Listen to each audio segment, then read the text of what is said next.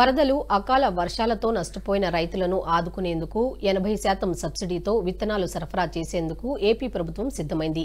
ఈ మేరకు పాలకొల్లు మండలం సగం చెరువు గ్రామంలో రైతులకు సబ్సిడీ విత్తనాలను మంత్రి నిమ్మల రామానాయుడు పంపిణీ చేశారు. వరదలు అకాల వర్షాలతో నష్టపోయిన రైతులను ఆదుకునేందుకు ప్రభుత్వం కట్టుబడి ఉందని మంత్రి నిమ్మల రామానాయుడు అన్నారు. గత ప్రభుత్వంలా వరదలు వస్తే ప్యాలెస్లో పడుకోలేదన్నారు. వరదలు వస్తున్నాయంటే వాటికంటే ముందుగానే మంత్రులు జిల్లాలో పర్యటించి సమస్యలు పరిష్కరించారన్నారు. తమది ప్రజా ప్రభుత్వమని ప్రజల దగ్గరకే వెళ్లి వారి సమస్యలను పరిష్కరిస్తామన్నారు. నాట్లు వేసి పంట నష్టపోయిన వారికి పారదర్శకంగా సబ్సిడీ ఇస్తామని మంత్రి తెలిపారు.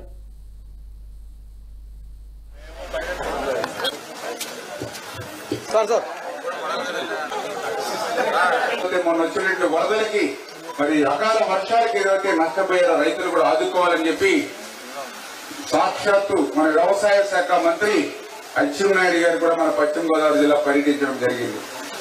అచ్చెన్నాయుడు గారితో పాటుగా ఈ ప్రకృతి విపత్తుల శాఖ కూడా హోం శాఖ ఏదైతే నిర్వహిస్తున్నారో వంగలపూడి అనిత గారు కూడా మన పశ్చిమ గోదావరి జిల్లా రావడం జరిగింది. అంటే ఒక వర్షం వస్తే ఎక్కడో అమరావతిలో ప్యాలెస్లో పడుకోవాలా, గత ముఖ్యమంత్రి మాదిరిగా ప్యాలెస్లుగా నిద్ర పోవాలా. వరద వస్తుందంటే వరద కంటే ముందుగానే ఈవేళ మంత్రులు మేము పోలవరం పోతే నిర్వాసితులు చెప్తూ ఉన్నారు. గతంలో మాకు కుక్కడు మంచినీళ్ళు ఇచ్చినటువంటి పరిస్థితి 5 సంవత్సరాల్లో చూడలేదు. గతంలో ఒక్క మంత్రి కూడా మా 5 సంవత్సరాల్లో మా పోలవరం నిర్వాసుల దగ్గరికి వచ్చి మాట్లాడేది లేదు. ఈవేళ 4 మంత్రులు వచ్చారు మా దగ్గరికి అని చెప్పి సాక్షాత్ నిర్వాసితులు సైతం సంతృప్తి వ్యక్తం చేశారు. ఎందుకంటే ఈ ప్రభుత్వం ప్రజా ప్రభుత్వం కాబట్టి ప్రజల దగ్గరికి వెళ్లి మేము పనిచేస్తాం, క్షేత్ర స్థాయిలో సమస్యలు తెలుసుకుంటాం. అందుకే నాట్లు వేసి ఎవరైనా పంట నష్టపోతే దాన్ని నమోదు చేసి అది కూడా పారదర్శకంగా కఠినమైన నిబంధనలు లేకుండా పారదర్శకంగానే వాటిని నమోదు చేసి వాళ్ళకి ఇన్పుట్ సబ్సిడీ ఇచ్చి వాళ్ళని ఆదుకోవాలనేది ఒకటి.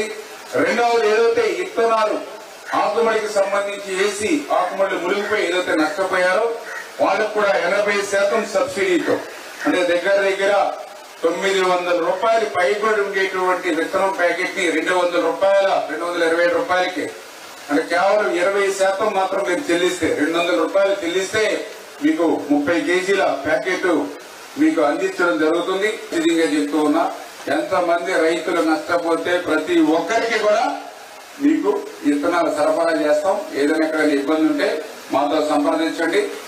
మాకు ఎన్ని కష్టాలున్నా, ప్రభుత్వం దగ్గర ఎన్ని అప్పులున్నా, ఇబ్బందులున్నా కూడా ప్రజలు ఇబ్బందులు పడడానికి వీలు లేదని చంద్రబాబు నాయుడు గారు నిండు శాసనసభ సాక్షిగా ఆయన చెప్పడం జరిగింది. ఈ వీడియో మీకు నచ్చినట్టయితే లైక్ చేయండి, 10 మందికి షేర్ చేయండి. అలాగే కామెంట్ల రూపంలో మీ అభిప్రాయాలను మాతో పంచుకోండి. Nationalist hub group of channels ను సబ్స్క్రైబ్ చేసుకుని తెలుగునాట జాతీయవాద జర్నలిజాన్ని ప్రోత్సహించండి. ఈ వీడియో కింద ఉన్న బెల్ ఐకాన్ పై క్లిక్ చేయడం మర్చిపోవద్దు.